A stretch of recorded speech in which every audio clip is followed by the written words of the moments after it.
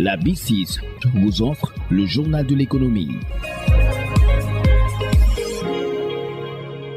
Bonjour et bienvenue. Foire internationale de l'agriculture et des ressources animales édition 2024, on en parle. C'est l'occasion de parler de la promotion du riz local. Promotion qui permet aux consommateurs de prendre conscience des avantages qu'il offre. Goumba Gueye est bijoutier, mais il veut se lancer dans la commercialisation de ce riz local qu'il connaît très bien. Il est ici au micro de Mame Diarra Da Silva. Vous êtes du campement Guerror. Aujourd'hui, vous voulez vous activer dans la commercialisation du riz local. Pourquoi le riz local?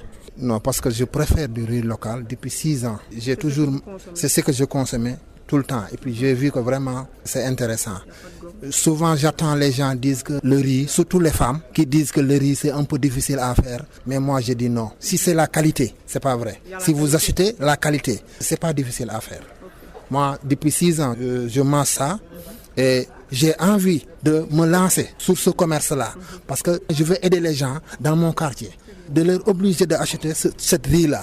À consommer local. À consommer local, quoi. Le projet d'autonomisation des femmes dans les chaînes de valeur riz en Afrique de l'Ouest lance son appel à candidature à l'intention des coopératives et des groupements de femmes intervenant sur les volets post-production. Le chargé de programme au PNUD, Atoman Diop, était à Fatick pour une rencontre de partage d'informations sur ce programme. Il est au micro de Ngor Sarr.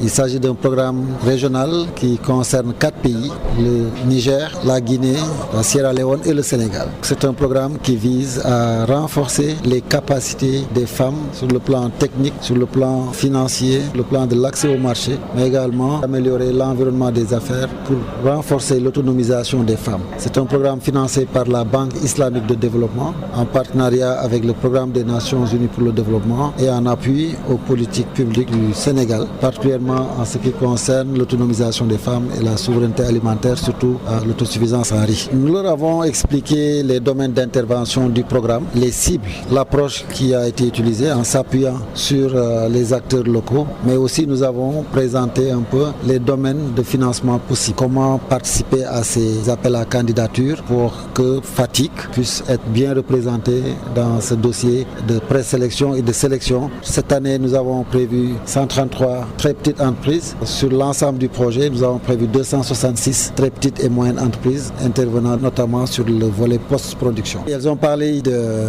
batteuses, de décortiqueuses liées à la logistique, au transport, de l'accès au marché, des emballages, les magasins de stockage. Tout cela sont des équipements et infrastructures qui soutiennent la post-récolte et sur lesquels le projet reste ouvert et dépendra des demandes spécifiques en tenant compte de chaque groupement, de chaque coopérative, de chaque TPE par rapport aux ses besoins. Le journal de l'économie, c'est fini. Merci de votre fidélité. La B6 vous a offert le journal de l'économie.